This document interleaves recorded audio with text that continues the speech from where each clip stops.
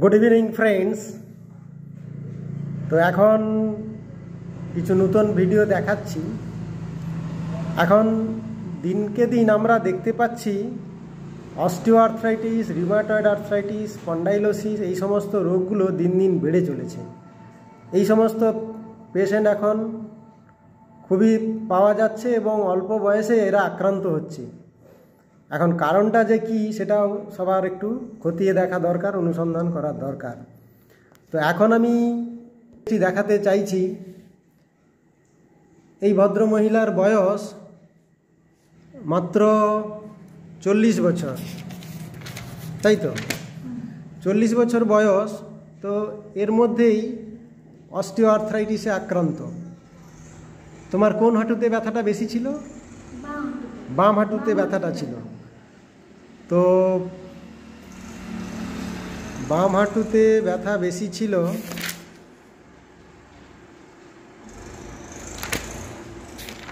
নামটা কি জানো? তনয়া দাস। তনয়া না?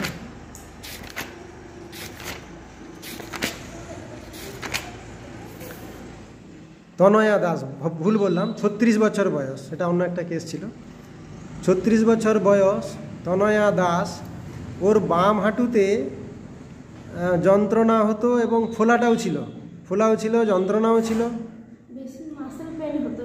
মাস্কুলার পেনটা বেশি, মাস্কুলার রিউমাটিজম বেশি, এবং এর এই ব্যথা যন্ত্রণা শীতকাল হলে বেশি হতো আর গরমে রিলিভ হতো। গরম কিছু দিলে ব্যথাটা কম হতো। প্রথম যখন হাঁটা চলা শুরু করতো তখন ব্যথা বেশি হতো। রেস্ট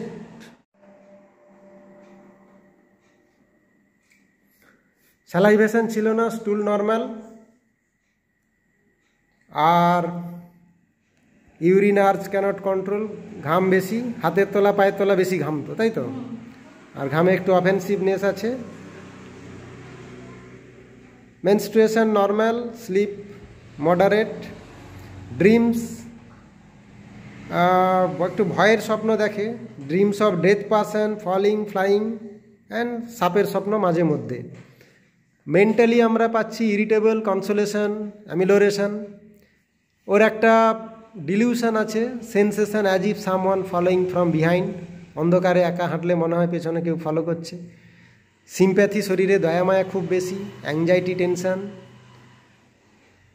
আর একটা মর্টিফিকেশান।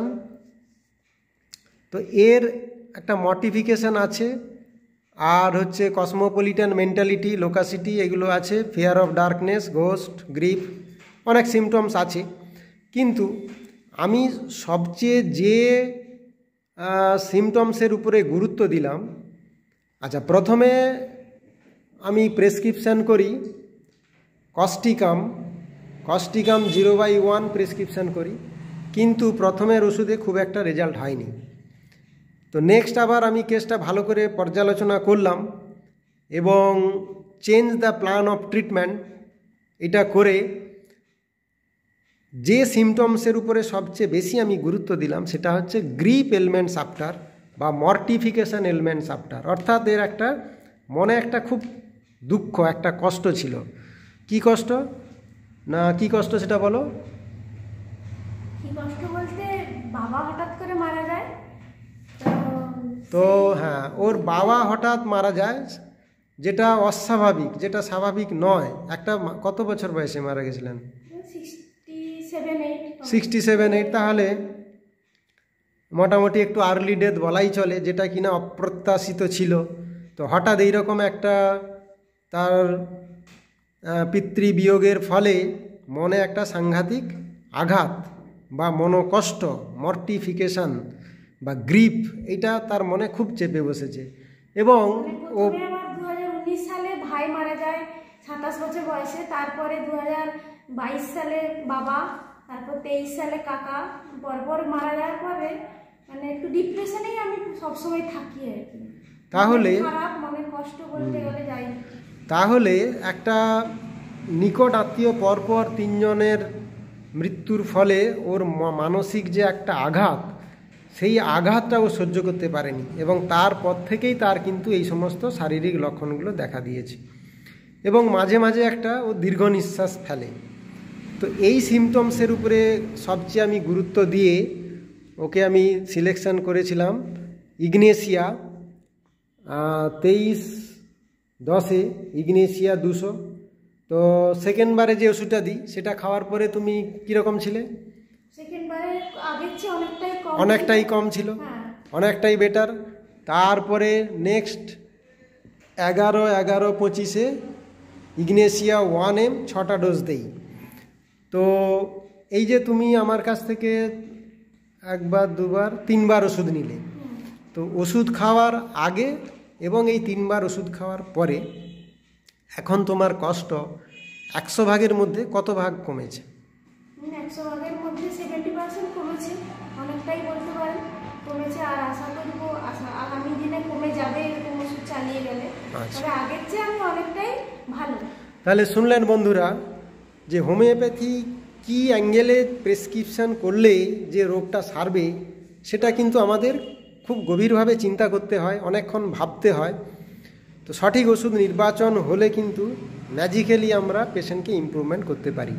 তো আপনারা পেশেন্টের মুখ থেকেই শুনলেন যে 70% ভালো আছে, বাকি যে 30% আছে পরাপর হায়ার পোটেন্সি, এরপরে ইগনেশিয়া 10M 50M CM ইত্যাদি দিলে পেশেন্ট আশা করি আরও ভালো থাকবে এবং 100% ইমপ্রুভমেন্ট করা যাবে। কারণ এক্ষেত্রে ওর জয়েন্টের কোনো ক্ষতি হয়নি। এক্সরেতে আমি যেটা পেয়েছি কোনো স্ট্রাকচারাল কোনো চেঞ্জ হয়নি, শুধুমাত্র ফাংশনাল যে পেন আছে সেটা আশা করি 100% ভালো করা যাবে। তো একজন পেশেন্ট যখন ভালো হয় সে তখন তার বাড়ির বা আত্মীয় পরিজন সবাইকে দেখানোর জন্য নিয়ে আসে। তো এ 70% ভালো আছে, অনেকটাই ইমপ্রুভমেন্ট হয়েছে। তো তার জন্য আজকে তার ছেলে এবং মেয়ে দুজনকেই দেখাতে নিয়ে এসছে। তো ছেলের বয়স কত বছর বললে? ছেলের বয়স 12 বছর, আয়ুষ দাস। আয়ুষ দাসের সমস্যা হচ্ছে ওর খুব সহজে সর্দি কাশি লাগে, চট করে সর্দি কাশি লাগে এবং টনসিলটাও অনেকটা বড় আছে। একটু হাঁ করো, টনসিলটা একটু দেখিয়ে দিই। তারপরে ওষুধ খাওয়ার পরে যখন কমে যাবে তখন আমরা আবার সেটা প্রমাণ হিসাবে দেখাতে পারবো। হাঁ করো, বড় করে, আরো বড় করে, এই যে।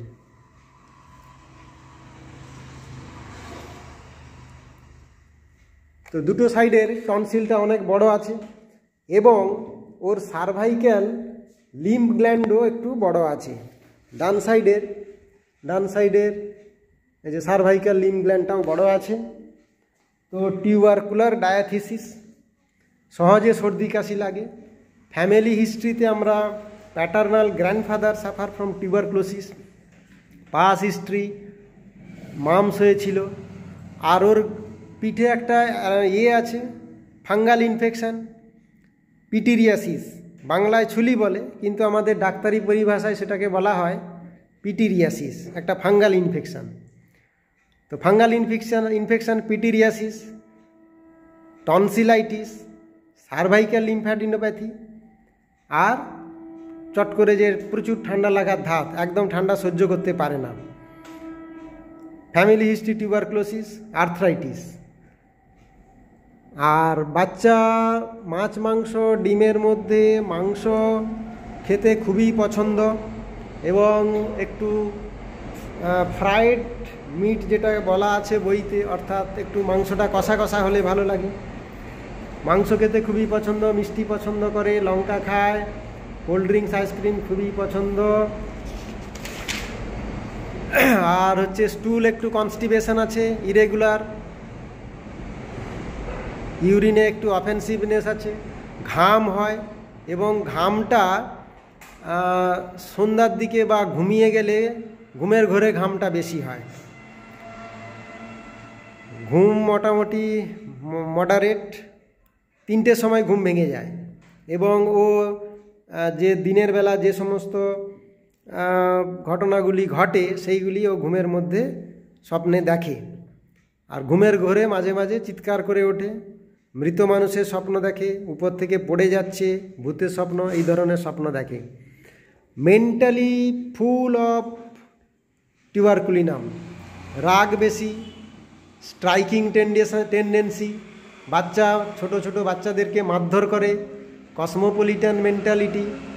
আর তুমি কোথায় বেড়াতে পছন্দ করো? পাহাড়ে। পাহাড়ে পছন্দ করে বেড়াতে, ঘুরতে বেড়াতে খুবই পছন্দ করে। স্ট্রাইকিং টেন্ডেন্সি, বাচ্চাকে মারধর করে, ঘুমের ঘরে চিৎকার করে কেঁদে ওঠে, একা থাকতে ভয়, ভূতের ভয়, কুকুরেরও ভয় আছে। তো সমস্ত সিমটমসগুলো ব্যাসিলিনামকে কভার করছে। তো একে আমি এখন ব্যাসিলিনাম 0/1-2-3 প্রেসক্রিপশন করলাম দিনে 2 বার করে, এবং কয়েক মাস চিকিৎসা করার পরে আমি আশা করি এই বাচ্চাকে আমি 100% সুস্থ করতে পারবো। এর এই যে ঠান্ডা লাগার ভাব, এর এই যে মেন্টাল সিমটমস, এর এই যে টনসিলাইটিস, পিটিরিয়াসিস, সার্ভাইকাল লিম্ফ্যাডিনোপ্যাথি, এগুলো সবই কয়েক মাস ট্রিটমেন্ট করার পরে ও কিন্তু সম্পূর্ণ সুস্থ হয়ে যাবে। তো দেখা যাক, এরপরে এর ইমপ্রুভমেন্ট কেস আমরা অবশ্যই দেখাবো, ফলো আপ কেস দেখাবো। তো এখন এটা প্রেসক্রিপশন করছি। আর একই ফ্যামিলি, এ হচ্ছে এর বোন আয়ুষী, এর বয়স 6 বছর, এরও সেম একই কন্ডিশান, ফ্যামিলি হিস্ট্রি যা যা আছে সব একই। এরও হচ্ছে টনসিলাইটিস আছে, সার্ভাইকাল লিম্ফ্যাডিনোপ্যাথি আছে, অ্যালার্জিক রাইনাইটিস আছে, চট করে সর্দি কাশি লাগে, চোখ লাল হয়ে যায়, চোখ থেকে জল পড়ে, সর্দি কাশি হয়, চট করে নাক থেকে জল পড়তে থাকে। তো সেম একই কন্ডিশান, একই ফ্যামিলি হিস্ট্রি। তো একেও আমি এখন সেই একই ওষুধ ব্যাসিলিনাম 1-2-3 দিনে 2 বার করে প্রেসক্রিপশান করছি। ভাই বোনকে একই ওষুধ প্রেসক্রিপশান করলাম। 3-4 মাস ওষুধ খাওয়ার পরে আশা করি আমি সব দিক দিয়ে ভালো রাখতে পারবো, এবং এদের ইমপ্রুভমেন্ট কেস অবশ্যই আমি দেখাবো। তো তোমাদের এই পারমিশন নিয়ে ভিডিওটা করলাম, কোনো আপত্তি নেই তো? না। ঠিক আছে, ধন্যবাদ।